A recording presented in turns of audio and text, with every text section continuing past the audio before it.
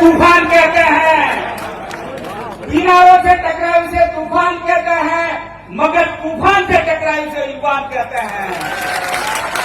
वो जवानी जवानी नहीं, वो जवानी जवानी नहीं जिसकी कोई कहानी न हो, उन आंखों की कोई हस्ती नहीं जिन आंखों में पानी न हो।